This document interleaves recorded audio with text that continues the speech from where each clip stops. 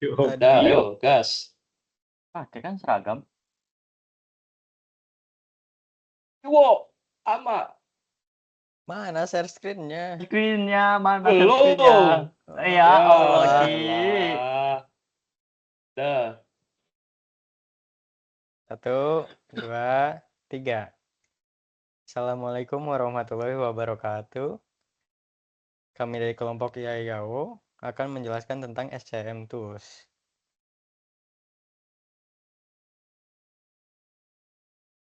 SCM Tools adalah perangkat lunak yang dibuat untuk mengelola, mengoptimisasi, dan mengotomatisasi aliran barang, data, dan keuangan di seluruh rantai pasokan, dari pengadaan bahan baku hingga pengiriman produk jadi kepada pelanggan.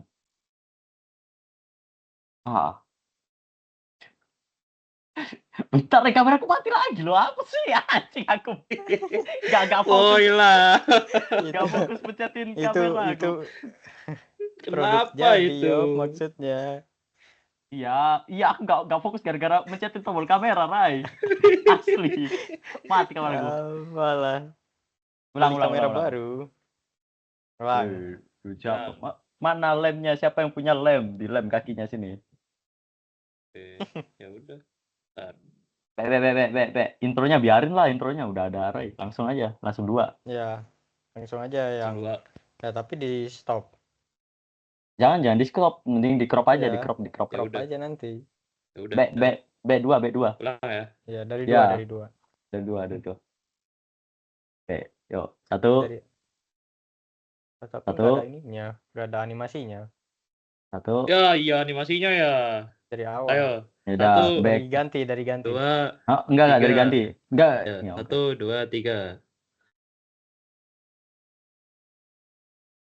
SCM Tools adalah perangkat lunak yang dibuat untuk mengelola, mengoptimisasi, dan mengotomatisasi aliran barang, data, dan keuangan di seluruh rantai pasokan, dari pengadaan bahan baku hingga pengiriman produk jadi kepada pelanggan. Nah, individual support tools dipakai oleh developer tunggal atau tim yang sangat kecil, fokusnya terhadap version control, boot handling sederhana, dan pencatatan perubahan dasar.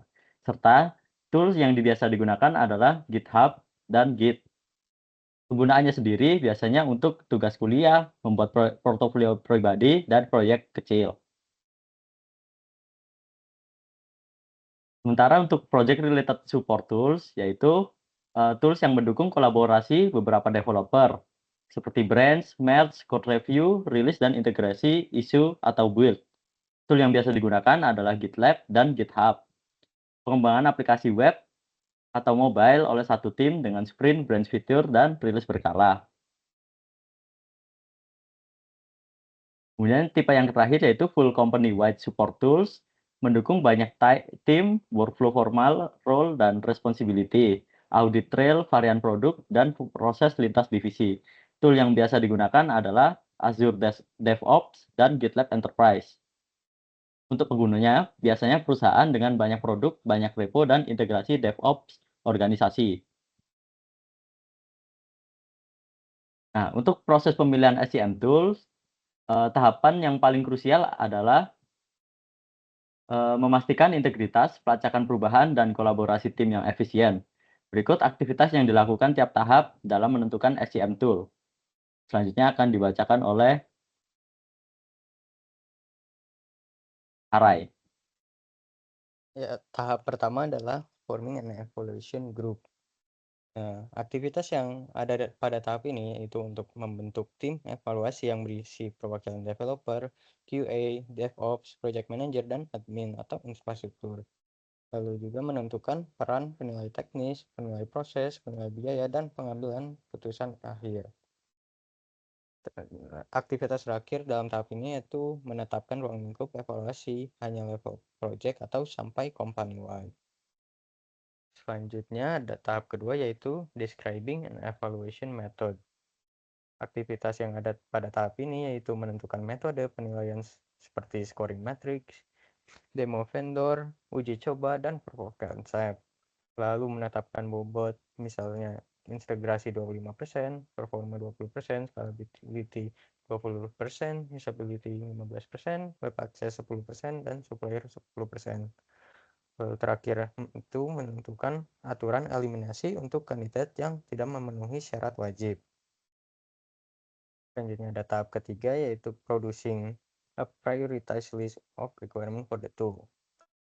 Di sini aktivitasnya yaitu menyusun kebutuhan wajib, version control, branching, merge atau pull request, issue tracking, build atau test automaton, role-based access, dan audit log. Lalu menyusun kebutuhan tambahan seperti self-hosted, integrasi chat, mobile web access, dashboard, atau compliance. Lalu membagi requirement menjadi prioritas tinggi, sedang, dan rendah. Selanjutnya ada tahap keempat, yaitu studying all source of information on SCM tools. Aktivitasnya yaitu mengumpulkan data dari dokumentasi resmi, studi kasus, trial forum, dan pengalaman pengguna internal. Lalu membandingkan fitur lisensi, kebutuhan infrastruktur, kemudahan migrasi, dan dukungan vendor. Lalu mencatat risiko, implementasi, dan ketergantungan pada tool lain. Selanjutnya ada tahap kelima, yaitu selecting number of candidates. Setelah tahap terakhir, yaitu ada menyaring kandidat awal yang lolos kebutuhan wajib. Contohnya seperti GitHub, GitLab, Bitbucket, dan Azure DevOps. Nah, di sini juga kita harus lampirkan alasan mengapa kandidat tersebut terpilih. Tahap selanjutnya akan dibacakan oleh Rifki.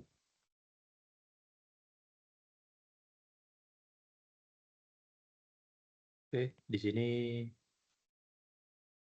Ntar dah, yang mana sih? Yang ini kan? Yang ini masih kamu gak sih, Roy?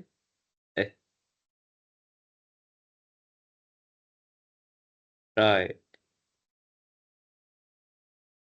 Kan aku sampai 11, Ki. Hah? 11, 12. 7 sampai 11, 5 itu. Iya kah? 7, 8, 9, 10, 11, 5. Oh iya, salah berarti. Ya udah. Oke, di sini dipilih 2 finalis. Yang dilihat adalah untuk melakukan penilaian awal dengan matrix score, lalu menetapkan 2 finalis dengan skor tertinggi, dan yang ketiga menampilkan alasan umum mengapa finalis tersebut dipilih. Di sini pada tahap performing detail evaluation pada tahap pertama, dia melakukan proof of concept dengan skenario nyata, yang dimana dia membuat repo, branch, melakukan merge request atau pull request, lalu membuat pipeline, isu dan rilisnya. Di sini untuk mengukur kemudahan setup, kecepatan penggunaan, kematangan integrasi, dan beberapa operasional. Nah, tujuan akhirnya adalah mengumpulkan nomor balik dari calon pengguna utama. Lalu di sini ada nominating the winner, yaitu menentukan tools dengan skor terbaik dan risiko implementasi paling rendah. Lalu di sini juga menyusun rekomendasi final yang memuat alasan teknis, alasan teknis, proses biaya, dan dampak jangka panjang. Dan juga menetapkan rencana adopsi, pelatihan, serta migrasi data yang diperlukan.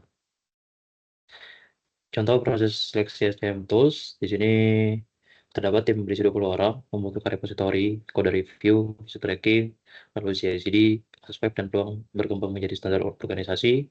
Requirement yang diperlukan adalah di sini ada integrasi repository, review perubahan, isu, dan pipeline, build, dan test. Lalu di sini diperlukan juga akses web yang nyaman dari sisi developer, reviewer, dan manager. Dan lalu selanjutnya scalabilitas untuk bertambahnya repository, user, dan proyek itu dapat dimungkinkan. Yang keempat, kemudahan pengguna agar onboarding tim dapat lebih cepat. Dan yang terakhir, dukungan vendor dan dokumentasi yang memadai. Jadi kandidat awalnya di sini ada 4 ya. Yang pertama GitHub. Nah, kekuatan utama dari GitHub itu yaitu repository dan pull request sangat populer dan sangat mudah dipelajari. Nah, di sini tapi terdapat catatan seleksi awal, baik untuk kolaborasi, tetapi beberapa kebutuhan proses enterprise bisa memerlukan tools tambahan. Lalu pada GitLab, dia mirip seperti GitHub, ada memiliki repository, bisa merge request, ada isu, dan di sini juga ada CI/CD terintegrasi. Nah, di sini dia ada paket untuk project level sampai ke company level. Lalu yang ketiga ada team bucket, ada Bitbucket, sorry. Di Bitbucket ini kekuatan utamanya kuat bila organisasi sudah menggunakan Jira dan Atlassian. Jadi ini butuh tools lain juga. Nah, seleksi awalnya ini nilai tambah tinggi untuk ekosistem Atlassian. Nah, yang terakhir ada Azure DevOps. Di Azure DevOps ini ada repos, board, pipeline, artifact, dan governance yang kuat. Seleksi awalnya sangat menarik untuk organisasi yang membutuhkan integrasi DevOps end-to-end. Selanjutnya dilanjutkan oleh Indra. Oke, dua finalis yang terpilih, kita ada dua, yaitu GitLab sama Azure DevOps. GitLab itu unggul karena integrasi source control, code review, issue, dan CI/CD dalam satu platform. Sementara Azure DevOps itu unggul karena layanan DevOps end-to-end dan kuat untuk kebutuhan enterprise. Tool final yang dipilih, kita pilih GitLab karena paling seimbang terhadap kebutuhan tim. Integrasinya kuat, workflow kolaboratif jelas, mudah diakses via web, dan cukup scalable bila nantinya diperluas ke level organisasi. Requirement for CML tools.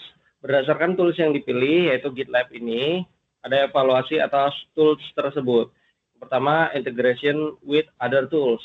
GitLab mendukung repository, merge request, issue, dan pipeline pada satu platform.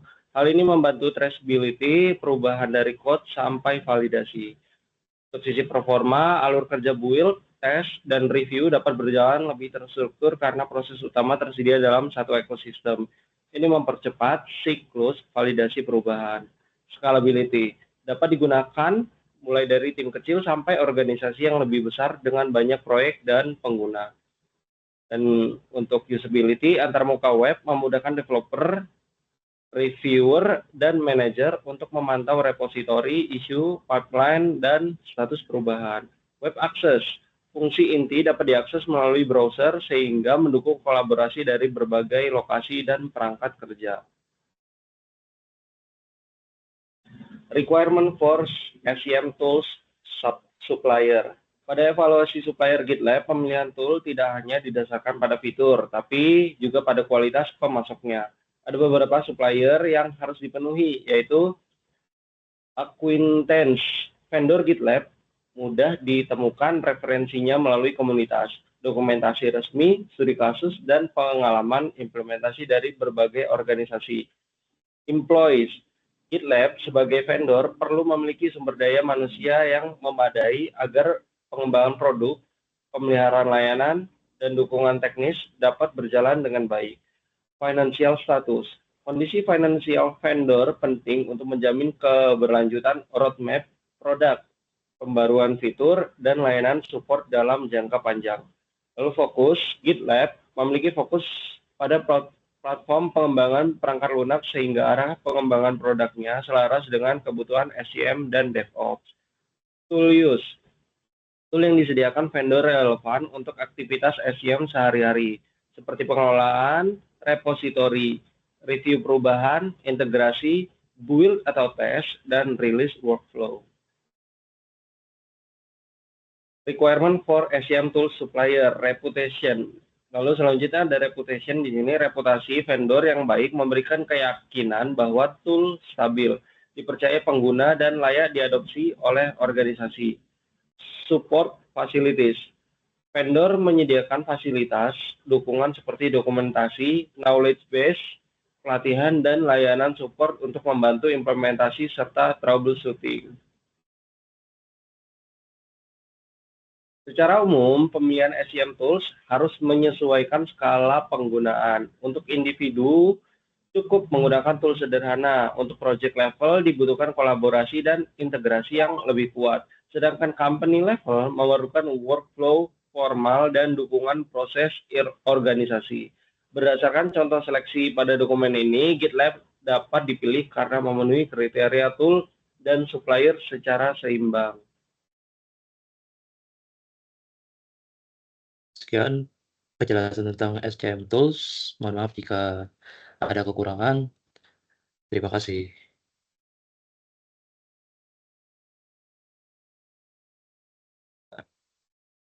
Salah.